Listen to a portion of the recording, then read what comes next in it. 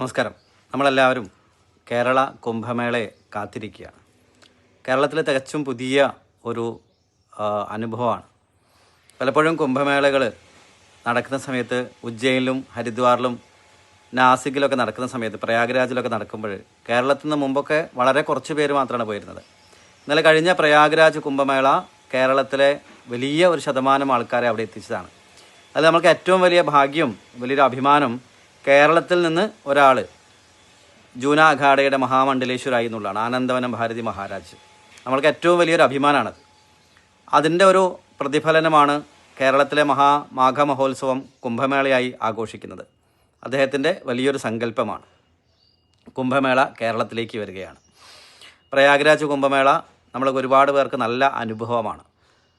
തീർച്ചയായിട്ടും വളരെ താല്പര്യത്തോടു കൂടി നമ്മളെല്ലാവരും കാത്തിരിക്കുകയാണ് കേരളത്തിലെ കുംഭമേളയ്ക്ക്. കേരള കുംഭമേള കാണാൻ വേണ്ടിയിട്ട് ഒരുപാട് സന്യാസിമാരുടെ സാന്നിധ്യം കൊണ്ട് കുംഭമേള ഗംഭീരമാവും.